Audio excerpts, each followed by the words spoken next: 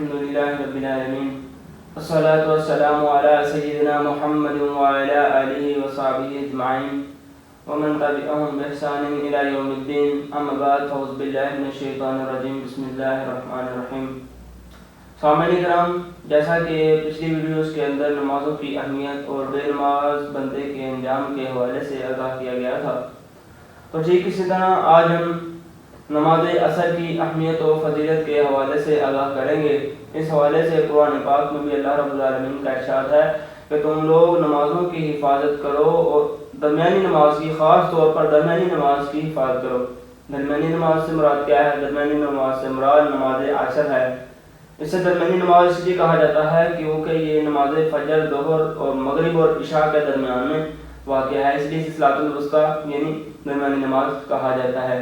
میرے بھائی دوستوں بزرگوں، کلمہ پڑھنے کے بعد جس بندے کی نماز بہتر ہو جائے اس کی دنیا اور آخرت سب کچھ بہتر ہو جاتا ہے.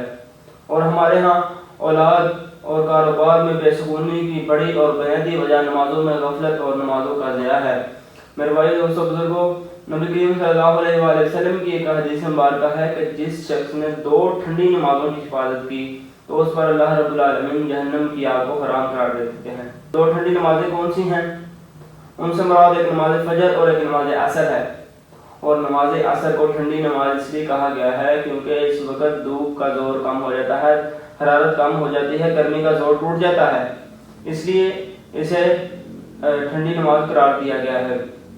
میرے بھائی، نمازوں کی پابندی کرنے والا بندہ قیامت کے دن جنت کا حقدار ہوگا. اور 2 ٹھنڈی نمازیں، نماز فجر اور عصر کی پابندی کرنے والے کو قیامت کے دن اللہ رب العالمین کا دیدار نصیب ہوگا. لیکن ہمارے ہاں کیا ہوتا ہے کہ لوگ عصر کے وقت کام کا ٹائم ہوتا ہے، کاروبار کا ٹائم ہوتا ہے، تو اپنی دکان چھوڑنے کو تیار نہیں نماز کے لیے، اپنی دکانوں پر بیٹھے رہتے ہیں اور اپنے کاروبار میں بیٹھے رہتے ہیں اور گاہکوں کا دیدار کرتے رہتے ہیں.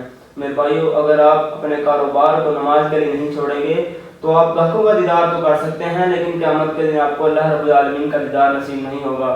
میرے بھائیو، تھوڑا رزق کما لینا جو برکت والا ہو وہ سب سے بہترین رزق ہے. اور زیادہ رزق اربوں میں کروڑوں میں ہو لیکن اس میں برکت نہ ہو تو میرے بھائی اس رزق کا کوئی فائدہ نہیں.